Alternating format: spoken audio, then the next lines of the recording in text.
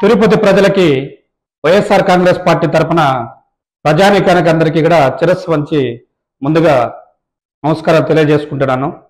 పెద్దలారా, ఆత్మీయులారా, మనందరి ప్రీతమ నాయకుడు మాజీ deputy mayor YSR Congress party Tirupati నియోజకవర్గ ఇన్ఛార్జి గారు భూపన అవినీరెడ్డి గారు రాష్ట్ర వ్యాప్తంగా కూటమి ప్రభుత్వం అధికారంలోకి వచ్చిన తర్వాత 175 నియోజకవర్గాల్లో ఈ కూటమి నాయకులు నైటు పగలు జగన్ జగన్ జగన్ జగన్ జగన్ ఇదే వాళ్ళకు వినిపిస్తున్నది.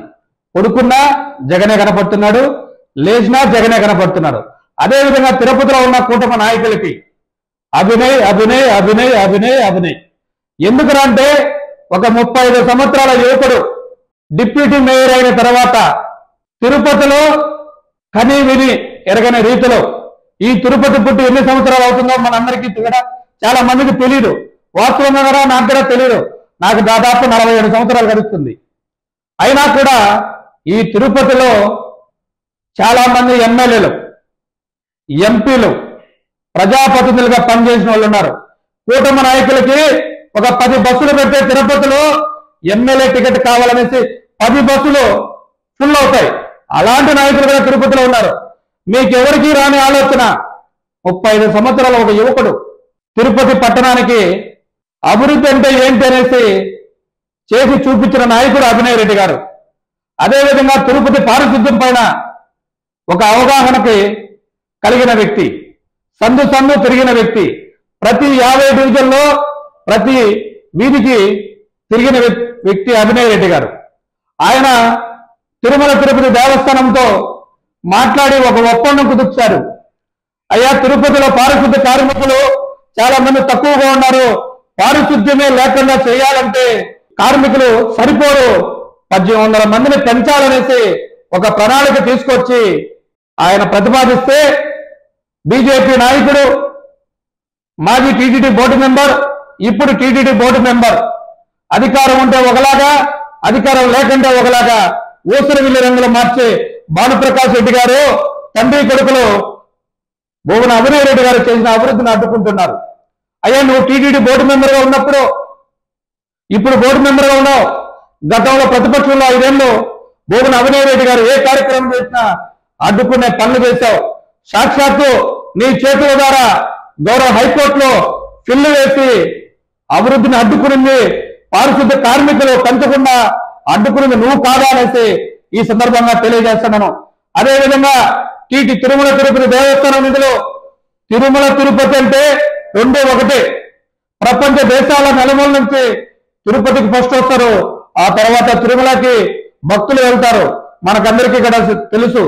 అది దృష్టిలో పెట్టుకుని అభినయ్ రెడ్డి గారు టీటీడీ నిధులు కేటాయించాలనేసి టీటీడీ వారిని కోరితే మీరు కోర్టు ద్వారా అడ్డుకున్నారు భూపన అవినయ్ రెడ్డి గారి అభివృద్ధిని.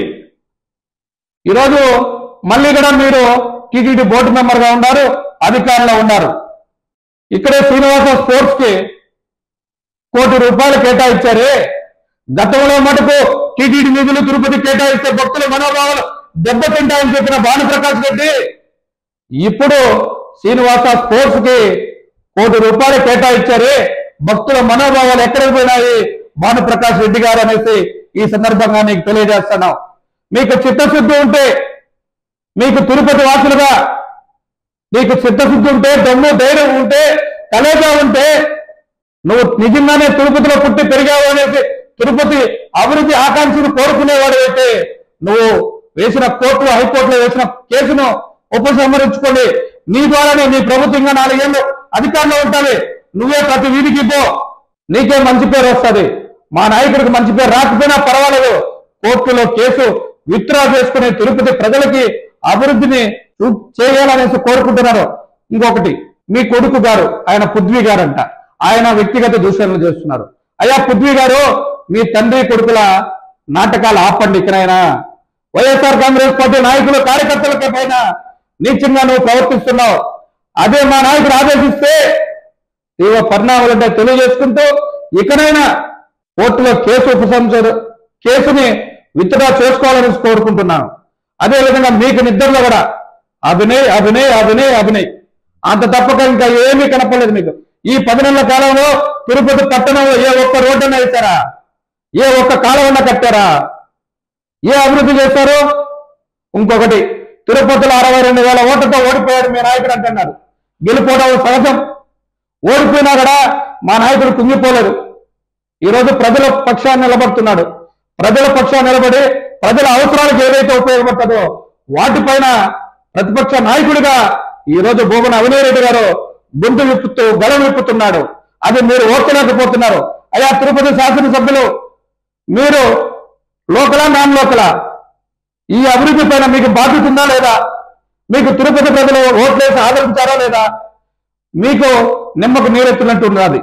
మీరైనా చొరవ తీసుకొని భానుప్రకాష్ రెడ్డి ద్వారా ఆ కోర్టులో ఉన్న కేసుని విత్డ్రా చేపించాలనేసి కోరుకుంటూ ఇంకొకసారి అవాకులు చవాకులు పెడితే తండ్రి కొడుకులు బుద్ధి చెప్పే టైం ఆసన్నమైందనేసి తెలియజేసుకుంటున్నాను.